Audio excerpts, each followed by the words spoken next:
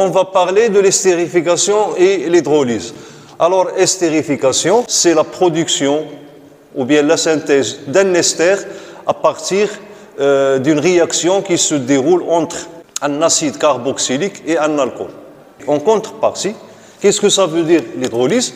Donc l'hydrolyse, c'est une réaction inverse de l'estérification. Ça veut dire on prend un ester, on le mélange avec de l'eau et il va se dérouler une réaction chimique qui produit l'alcool et l'acide carboxylique. Alors, alcool plus acide carboxylique donne, dans le sens direct, ester plus eau. Ce sens-là, c'est la réaction d'estérification. Dans l'autre sens, donc, c'est l'hydrolyse. Les deux réactions sont très lentes, elles sont limitées.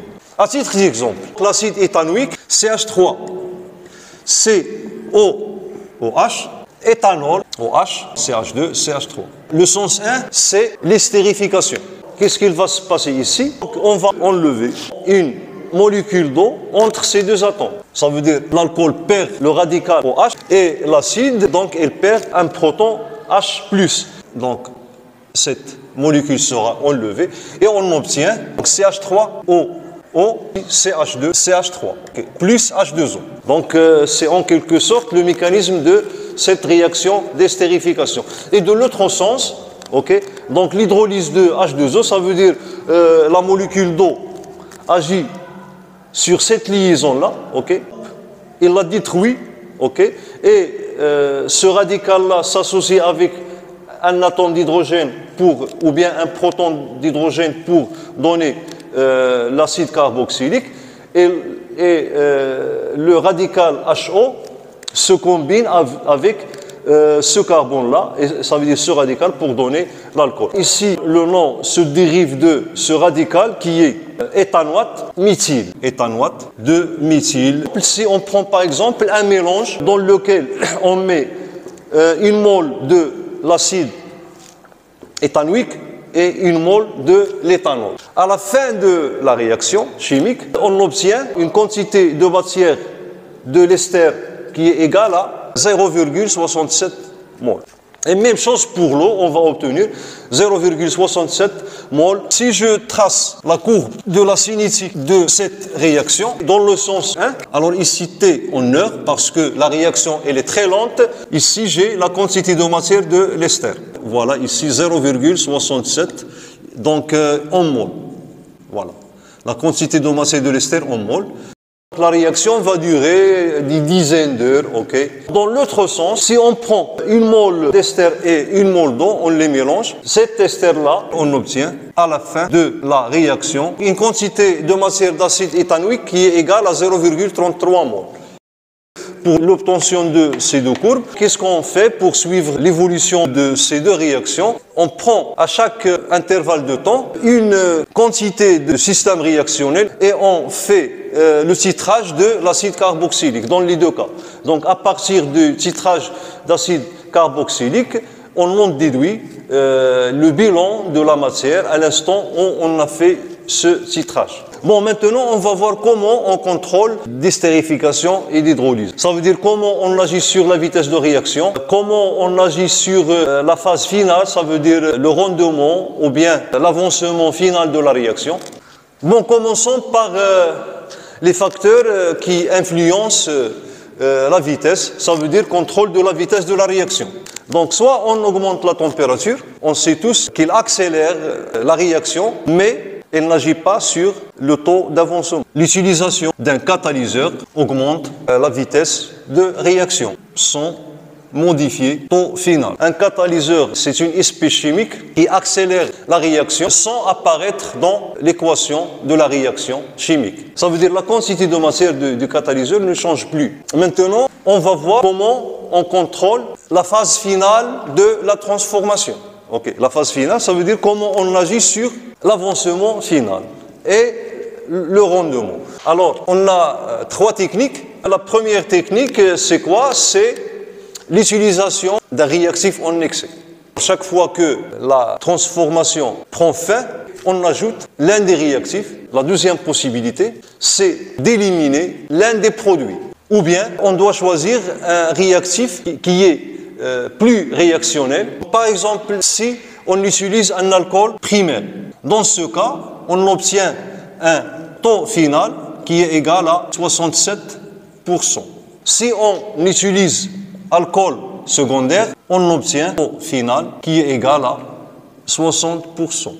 Et si on utilise un alcool tertiaire, alors on obtient un taux qui est de l'ordre de 5%. Alors l'intérêt de l'estérification, c'est d'obtenir l'ester. Pour l'hydrolyse, normalement, c'est une transformation parasite, okay, qui limite l'estérification. Ça veut dire que l'estérification et l'hydrolyse, puisqu'ils sont deux réactions inverses l'une de l'autre, alors elles conduisent à un équilibre. Okay. Et là, je vais parler de l'équilibre estérification-hydrolyse. Acide carboxylique plus alcool donne l'ester plus eau, et dans le sens indirect, c'est on prend un mélange d'ester et l'eau, donc on aura l'alcool et l'acide carboxylique. On arrive à l'équilibre quand? Lorsque la vitesse de l'estérification est égale à la vitesse de l'hydrolyse. Cet équilibre est caractérisé par la constante d'équilibre K, qui est égale à la concentration de l'ester fois la concentration de l'eau, divisé par la concentration de l'acide, multiplié par la concentration de l'alcool. Donc égal à 1 sur la constante d'équilibre de l'hydrolyse. Pourquoi on n'a pas pris la concentration de l'eau comme d'habitude égale à 1? Tout simplement parce que l'eau, dans ce cas, n'est pas un solvant. Pour déplacer l'équilibre vers le sens 1, donc je dois soit augmenter ou bien ajouter l'acide carboxylique ou bien ajouter l'alcool. Donc dans ce cas, on utilise l'un des réactifs comme réactif en excès. Ou bien on élimine l'eau ou bien on élimine l'ester. Okay, donc ici, comment on agit pour éliminer l'eau? On ajoute par exemple une substance chimique qui est avide de l'eau, ça veut dire qu'il absorbe l'eau. Okay? Ou bien pour l'ester, en général, on fait une distillation fractionnée parce que la température d'ébullition de l'ester est la plus basse parmi ces quatre composés. Ici, je dois parler de rendement d'une réaction. Okay? Par exemple, le rendement de cette transformation, c'est la quantité de matière de l'ester à la fin de la transformation, okay? Divisé, bon, cette quantité de matière, c'est la quantité de matière expérimentale, divisé par la quantité de matière de l'ester, comme si la réaction est totale. Okay. Je peux donner la définition en général. Alors là, je dois par exemple partir d'une réaction, par exemple alpha A plus bêta B nous donne par exemple gamma C, okay, plus delta D. On utilise cette réaction pour, par exemple, obtenir le produit C. Donc, le rendement, ρ, égale à la quantité de matière de C expérimentale, divisé par la quantité de matière. Voilà, ici, j'ai...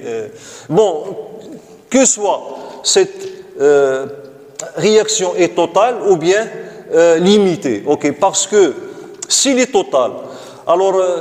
lorsque le produit C est formé, je dois l'extraire du système. Et lors de son extraction, je peux perdre une quantité de matière du produit C. Okay. Donc, le rendement est calculé soit pour les réactions qui sont limitées ou bien les réactions totales. Alors, donc, même pour les réactions totales, on n'obtient pas un rendement égal à 1 parce qu'on a des pertes lors de l'extraction de l'espèce chimique qu'on désire extraire ou bien qu'on veut produire. Donc, sur N, toujours de C, théorique. Donc, théorique veut dire quoi? Veut dire que la transformation est totale.